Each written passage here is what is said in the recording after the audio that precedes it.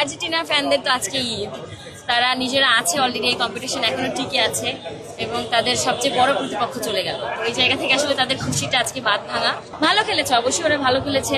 ওরা তো ফিজিকের দিক থেকে অলরেডি আগানো।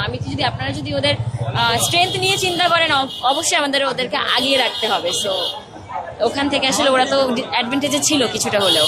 হালান্ড তো ইজ এ মনস্টার। আপনি দেখবেন ও খুবই ঠান্ডা নার্ভের একটা প্রাণী।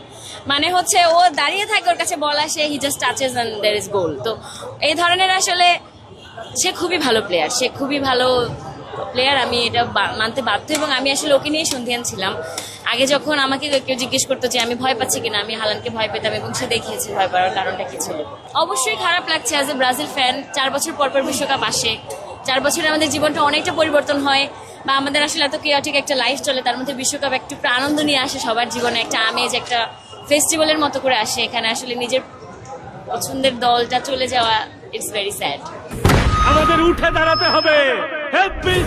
স্পিড সকল অন্যায়ের বিরুদ্ধে রুখে দাঁড়ানোর এনার্জি পার্টনার। নেইমার থাকছে না, ফাইন, এটা নিয়ে কষ্ট আছে, কিন্তু আমি মনে করি আরো ভালো প্লেয়ার আসবে।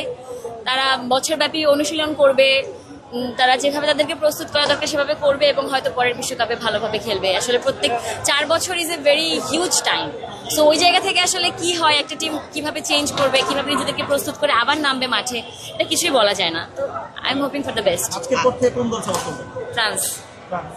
আজকের ম্যাচের ত্রুটি ছিল যে ব্রাজিল যতটা ডিফেন্সে ভালো খেলেছে আমি বলবো কিছুটা হলেও, কিন্তু অ্যাটাকিং ওদের কোনো ভালো ক্লিন ফিনিশ ছিল না, কোনো স্ট্র্যাটেজি ছিল না, কোনো প্ল্যানিং ছিল না। আমার খুবই অগোছালো এবং খাপছাড়া খেলা মনে হয়েছে ব্রাজিলের অ্যাটাকিংটা আজকে। সো ওই জায়গা থেকে আসলে এই রেজাল্টটা আশানুরূপ ছিল।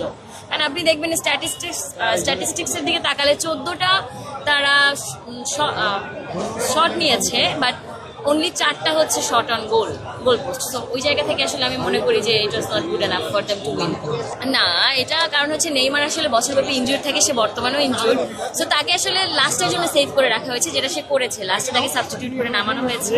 সো ওইটাও আসলে যখন দেখছে যে তাকে দরকার তখনই নামানো হয়েছে। সে চাইলেও ফুল ম্যাচ খেলতে পারতো না, তাকে প্রথমে নামালেও একটা টাইমের পর তাকে উঠিয়ে ফেলতে হতো। So it's fine I guess.